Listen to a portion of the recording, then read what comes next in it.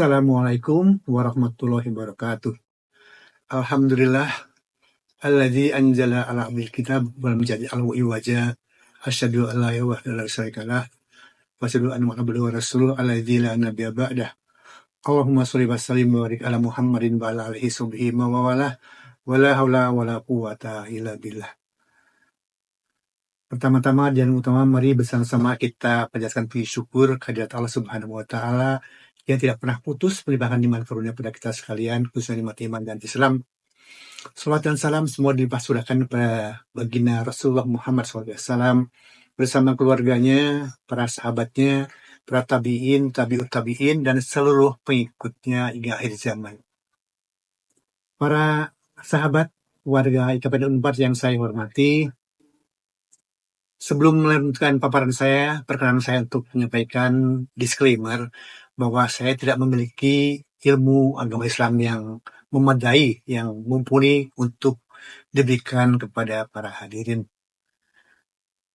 Oleh karena itu, saya sengaja memakai judul Medical Asmaul Husna untuk kultum kali ini, yaitu nama-nama baik Allah dalam perspektif ilmu kedokteran, sesuai dengan bidang profesi saya, sesuai dengan makom saya. Hari ini kita akan membahas tentang Asmaul Husna Al-Mutakabbir, yang maha memiliki segala kebesaran atau keagungan. Al-Mutakabbir memiliki arti yang maha megah. Terbentuk dari kata kerja takabbaro, ya takabbaru, dan berasal dari kata kaburo. Ada di dalam beberapa surat di dalam Al-Quran, antara di dalam surat Al-Hasr ayat ke-23. A'udzubillahi minasyaitonirrajim. Wallahu ladzi la ilaha illahu malikul quddus salamul mu'minul muhaiminul azizul jabalul mutakabbir subhanallahi amma yusyrikun. Dialah Allah yang tidak Tuhan selain Dia, Maharaja yang Maha Suci, yang Maha Sejahtera, yang mengaruniakan keamanan, yang Maha Memelihara, yang Maha Perkasa, Maha Kuasa, yang Maha memiliki keagungan. Keagungan Allah akan tampak ketika kita mengamati benda-benda yang lebih besar dari tubuh kita, yaitu makrokosmos. Kita adalah makhluk yang mendiami planet yang namanya bumi, yang kelilingnya adalah kira-kira 40.000 km di ekuator. Pada slide yang saya tampilkan ini tampak permukaan bumi dilihat dari angkasa luar. Nah, ini bumi secara keseluruhan lihat dari angkasa luar. Dan kita tahu bahwa bumi adalah satu planet dari 8 planet yang ada di tata surya kita yang dikelilingi oleh bulan, satelit dari bumi. Dan bumi bersama dengan planet-planet yang lain itu akan mengorbit kepada matahari. Pada gambar ini tampak betapa kecilnya bumi dibandingkan dengan matahari, dibandingkan dengan beberapa planet yang lain. Dan kita semuanya ada dalam tata surya yang pusatnya adalah matahari. Di luar sana ternyata ada juga surat yang serupa dengan tata surya kita. Ada kurang lebih miliaran di dalam galaksi yang namanya Bima Sakti atau Milky Way menurut istilah barat. Dan ternyata di luar Bima Sakti itu masih banyak miliaran galaksi yang lain yang jumlahnya dikatakan mencapai angka triliunan. Betapa kita sangat kecil dalam makrokosmos. Namun kita juga bisa melihat keagungan Allah ketika kita melihat struktur yang lebih kecil dari tubuh manusia, yaitu di mikrokosmos. Kita lihat di sini bahwa tubuh manusia terdiri atas beberapa sistem atau traktus, seperti sistem peredaran darah, sistem pernafasan, sistem ekskresi, sistem imunitas, dan lain-lain, yang jumlahnya ada 11 sistem traktis, tapi sekarang berkembang menjadi setidaknya 13 traktus. Setiap sistem atau traktus terdiri atas berbagai organ. Jumlah keseluruhan organ dalam satu manusia adalah sekitar 78 buah organ. Dan setiap organ disusun oleh jaringan-jaringan, yaitu kumpulan sel yang memiliki bentuk dan fungsi yang sama.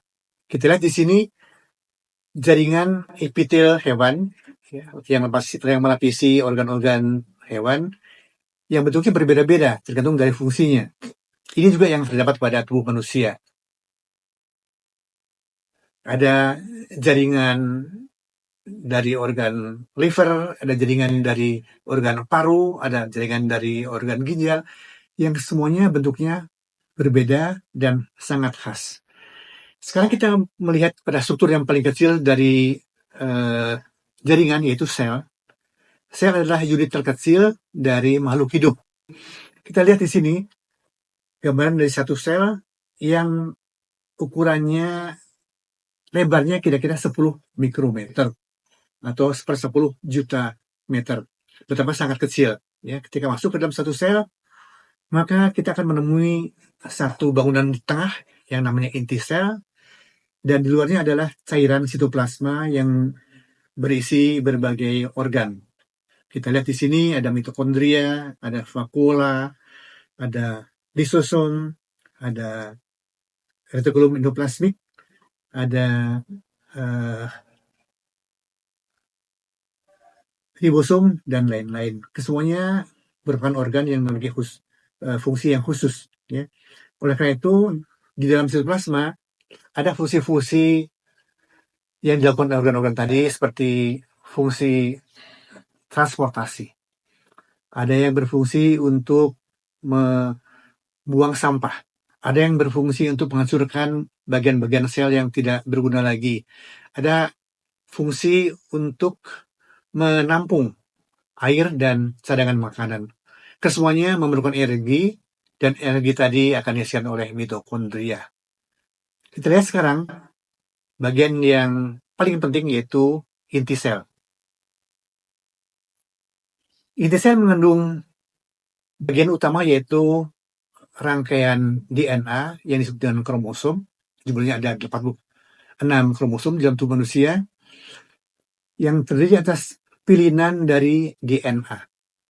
Sekuen-sekuen DNA itu akan membentuk gen. Ya. Gen dalam manusia berjumlah kurang lebih 20-20 ribu buah, dan gen itu bertugas untuk menyampaikan,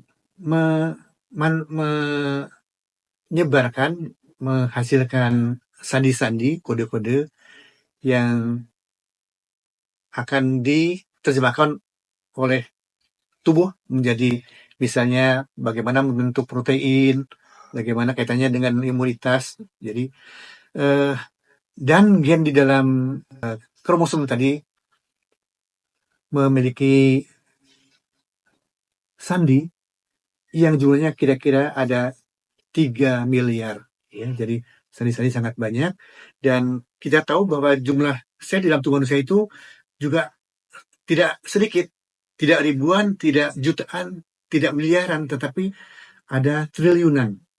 Para ahli membuat jembatan keledai bahwa jumlah sel dalam tubuh manusia adalah seberat tubuhnya ditambah dengan triliun. Jadi yang berat badan 50 kg akan memiliki kira-kira 50 triliun sel. Yang beratnya 80 kg akan memiliki kira-kira 80 triliun sel. Jumlah yang sangat besar. Dari sini kita bisa melihat bahwa ternyata keagungan Allah itu juga kita lihat ketika kita masuk ke dalam sel, struktur yang paling kecil dari tubuh manusia. Tidak hanya ketika memandang makrokosmos, tapi juga ketika kita masuk ke dalam mikrokosmos. Kita lihat di sini gambar dari sel hati, sel hepar yang berbentuk segi 6, ya, heksagonal. Di bagian tengah yang merah itu adalah inti sel. Di luarnya sitoplasma itu mengandung beberapa organ seperti yang saya sampaikan tadi. Ada ahli yang mengatakan bahwa kalau manusia ingin membuat struktur yang rapi, yang canggih, yang teratur, yang terorganisasikan dengan baik seperti sel, maka dibutuhkan ukuran sebesar kota.